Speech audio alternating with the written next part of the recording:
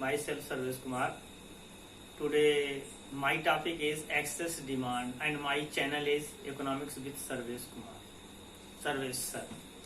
तो आज मेरा जो टॉपिक है एक्सेस डिमांड या अधिमांग है, अति से अत्यधिक मांग भी कहते हैं।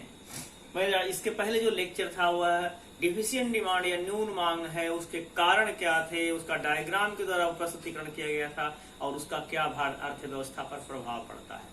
तो आज भी मेरा जो टॉपिक है what is excess demand, when actual aggregate demand becomes higher than the amount of aggregate demand required for full employment is called excess demand। कहने का मतलब है कि अर्थव्यवस्था में जितनी समग्र मांग होनी चाहिए थी उससे वास्तविक मांग का अधिक होना, it is a situation where actual aggregate demand is higher than the required aggregate demand to get full employment equilibrium। या इसको कह सकते हैं it is a situation where aggregate demand is more than the aggregate supply। अब आप देखिए, मैंने कहा aggregate demand is greater than the aggregate supply. जितना समग्र मतलब पूर्ण रोजगार प्राप्त करने के लिए समग्र पूर्ति होनी चाहिए थी उससे समग्र मांग का अधिक होना। इसके कारण एक अंतराल होगा, उस अंतराल को इन्फ्लेशनरी गैप, स्फीतिक अंतराल कहा जाएगा, जिसके कारण कीमतें बढ़ेगी, महंगाई होगी और अर्थव्यवस्था असंतुलित हो जाएगी। इसी को बोलते हैं एग्रीगेट डिमांड, मतलब actual aggregate demand is greater than the required aggregate demand for full employment. Inflationary gap को बोलते हैं एक्चुअल एग्रीगेट डिमांड और रिक्वायर्ड एग्रीगेट डिमांड के बीच का जो अंतर होगा that is known as inflationary gap. इसकी व्याख्या हम इस तरह कर सकते हैं, ओ एक्स अक्ष पर income output employment GDP and O Y X aggregate demand या expenditure are shown. Y line is known as 45 degree line, it is also known as aggregate supply line. In an economy OQ is the full employment equilibrium, full employment OQ is full employment level of income and output and GDP। और अर्थव्यवस्था में G और Q पूर्ण रोजगार संतुलन था। G and Q is the full employment equilibrium means aggregate demand is equal to aggregate supply थी। लेकिन किसी कारणवश एकाएक अर्थव्यवस्था में समग्र मांग बढ़ जाए, जो G और Q थी उससे बढ़कर के F और Q हो गई। कहने का मतलब है एक्चुअल एग्रीगेट डिमांड G और Q होनी चाहिए थी अर्थव्यवस्था में, लेकिन जो मतलब एक्चुअल एग्रीगेट डिमांड बढ़ करके G और F और Q हो गई है। मतलब रिक्वायर्ड होनी चाहिए थी G Q, अब एक्चुअल हो गई F and Q। This is the gap F and G is known, this gap is known as inflationary gap that causes inflation। इसका मतलब यह हुआ कि कीन्स की थ्योरी के अनुसार जहां पूर्ण रोजगार होता है और पूर्ण रोजगार के स्तर पर सभी संसाधनों का प्रयोग कर लिया जाता है, at the level of full employment all the resources are fully and efficiently utilized, all the resource potentially utilized, there is no chances to increase the supply, there is no chances to increase the output, so the aggregate supply becomes inelastic, it means it cannot be increases। When actual demand rises and when actual demand increases from G to F, this gap is known as inflationary gap that causes inflation। It means the supply of goods and services is less। मान लीजिए aggregate supply जो है अर्थव्यवस्था में G और Q के बराबर aggregate supply है और यहां से यहां तक एग्रीगेट डिमांड जो है एग्रीगेट डिमांड ज्यादा है, सप्लाई 800 की है और डिमांड क्या है अर्थव्यवस्था में 1000 की है। There is a shortage of goods and services. वस्तुओं सेवाओं की कमी होगी, शॉर्टेज होगी, चूंकि सप्लाई बढ़ा नहीं सकते हैं क्योंकि पूर्ण रोजगार संतुलन स्तर के बाद सभी संसाधनों का उपयोग किया जाता है उनकी क्षमता के अनुसार। अब कोई भी संसाधन अनयूज नहीं होते हैं, वो सप्लाई बढ़ा नहीं सकते हैं, पूर्णतः बेलोच है, इन इलास्टिक है। अब देखते देखते वस्तुओं सेवाओं की जो शॉर्टेज होगी तो ब्लैक मार्केटिंग होगी, होर्डिंग होगी, प्रॉफिट कमाने के चक्कर में लोग वस्तुओं सेवाओं का दाम देखते देखते बढ़ जाएगा और इन्फ्लेशन हो जाएगा, कीमतें बढ़ते जाएगी, अर्थव्यवस्था असंतुलित हो जाएगी। Point E is the equilibrium point. Point E is the equilibrium point, which is not due to increase is the supply, it is not due to increase is the production, it is only due to increase the price of goods and services.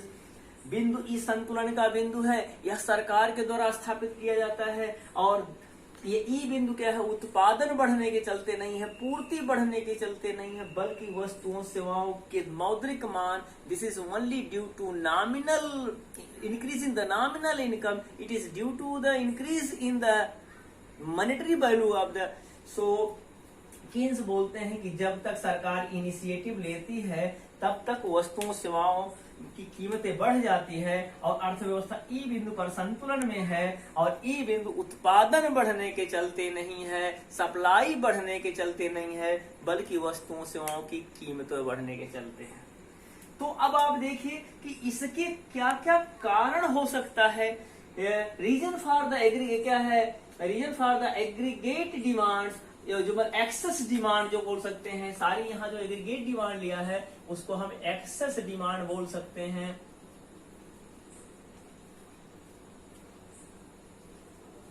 Reason for the excess demand, अधिमांग के क्या कारण है या what are the causes of inflationary gap, inflation के कारण क्या हो सकता है, increase in the money supply due to deficit financing. Deficit financing का मतलब होता है घाटे की वित्तीय व्यवस्था होता है। जब government expenditure is more than the government revenue, then the government क्या है, घाटा पूरा करने के लिए नोट छापती है, वित्त क्या घाटे की वित्त की व्यवस्था करती है, तो अर्थव्यवस्था में ज्यादा से ज्यादा पैसा होगा तो मांग बढ़ेगी, मांग बढ़ेगी तो अर्थव्यवस्था असंतुलित हो जाएगी। दूसरा है public expenditure, government expenditure increase हो जाए तब अर्थव्यवस्था में मांग बढ़ सकती है, या इंक्रीजिंग द कंजप्शन डिमांड हो जाए, इंक्रीजिंग द डिस्पोजेबल इनकम या व्यय योग्य आय बढ़ जाए तब मांग बढ़ जाती है। इसके अलावा कह सकते हो क्रेडिट फैसिलिटीज भी बढ़ जाए, या कह सकते इन्वेस्टमेंट डिमांड और एक्सपोर्ट बढ़ जाए तो अर्थव्यवस्था की वस्तुओं सेवाओं की मांग बढ़ जाती है। लेकिन सबसे ज्यादा इसका प्रभाव क्या पड़ता है अर्थव्यवस्था पे, व्हाट आर द इम्पैक्ट, क्या है excess of, what are the impact of excess demand और what are the impact of inflationary gap on economy. अर्थव्यवस्था पे क्या प्रभाव पड़ा था मैंने आपसे पहले ग्राफ में बताया था, लेकिन फिर भी कुछ एक शार्ट में देख लीजिए ताकि आपको ये व्याख्या से पता रहे इससे कि पहले की क्या क्या प्रभाव हो सकता है। There is no increase in level of income and output. मैंने कहा यहाँ न तो इनकम बढ़ती है, रियल इनकम, न तो आउटपुट बढ़ता है, न तो सप्लाई बढ़ती है, क्योंकि all the resource are fully and efficiently utilised. दूसरा कहते हैं no increase in the total supply of goods and services, वस्तुओं सेवाओं की पूर्ति भी नहीं बढ़ती, एग्रीगेट सप्लाई भी नहीं बढ़ती है। शार्प राइज इन प्राइस, केवल कीमतें बढ़ती है। कीमत क्यों बढ़ेगी, aggregate demand is greater than the aggregate supply, या aggregate demand, actual aggregate demand is more than the required aggregate demand, so there is a sharp rise in the price. अर्थव्यवस्था में वस्तुओं सेवाओं की कीमतें बढ़ना शुरू हो जाएगी। It create situation of inflation in the economy, अर्थव्यवस्था में इन्फ्लेशन हो जाएगा, महंगाई हो जाएगी। It no increase in real output goods and services, real income remain constant, कि यहाँ वास्तविक वस्तुओं सेवाओं के वास्तविक उत्पादन में वृद्धि नहीं होगी और रियल आय भी में भी वृद्धि नहीं होगी, कांस्टेंट होगा, स्थिर होगा। There is rise in the price level, केवल कीमत का स्तर बढ़ता जाएगा। Only increase in nominal output, output नहीं बढ़ेगा, मौद्रिक आउटपुट मतलब पैसा बढ़ेगा, पैसे के उसका मूल्य बढ़ेगा और या उसकी मॉनेटरी वैल्यू बढ़ेगी। ये सबसे important, it is more important, it is not इनका अगर क्या होता अधिमांग जहां होगा, इन्फ्लेशनरी गैप होगा, इसमें क्या होगा, यहाँ जो संतुलन स्थापित हुआ है यह वस्तुओं सेवाओं को उत्पादन बढ़ने के चलते नहीं है, बस खाली nominal value of output, monetary value of income बढ़ने के चलते हुआ है। It leads to price inflation, इसके कारण प्राइस इन्फ्लेशन होता है, कीमत स्फीत होती है। बर्डन ऑन द पुअर, गरीबों पर उसका भार पड़ता है क्योंकि गरीब उस वस्तु को खरीद नहीं पाते हैं, महंगाई बढ़ती है। Increase the activities of hoarding, black marketing, profiting, distorts distribution patterns, इससे क्या होगा, जमाखोरी, घुसखोरी, काला बाजारी, लाभ कमाना और जो वितरण का पैटर्न है वह क्या होता है, डिस्टर्ब हो जाता है। सोशल एंड इकोनॉमिक जो इनइक्वालिटी होती है अर्थव्यवस्था में, सामाजिक और आर्थिक असमानता हो जाती है। तो फ्रेंड्स, एक बार फिर से मैंने आपसे कहा कि when actual aggregate demand is higher than the required aggregate demand for full employment is called excess demand. मैंने कहा जब अर्थव्यवस्था में वास्तविक समग्र मांग ज्यादा होती है रिक्वायर्ड समग्र मांग से, ऐसी स्थिति को हम अधिमांग कहते हैं। इसके कारण इन्फ्लेशन होता है, इन्फ्लेशन का अर्थव्यवस्था असंतुलित हो जाती है। तो कहते हैं कि ओ एक्स अक्ष पर क्या है, full employment level of income and output and employment है, और अर्थव्यवस्था में संतुलन यहाँ था या जी बिंदु पर था। अर्थव्यवस्था पूर्ण रोजगार संतुलन जी और क्यू था, यही एग्रीगेट डिमांड और एग्रीगेट सप्लाई थी। तो लेकिन किसी कारणवश अर्थव्यवस्था में एग्रीगेट डिमांड बढ़ जाती है, एफ और क्यू के बराबर हो जाती है, जबकि क्या है, किन्स के अनुसार जहां पूर्ण रोजगार होता है वहां संसाधनों का प्रयोग कर लिया जाता है पूर्ण रूप से।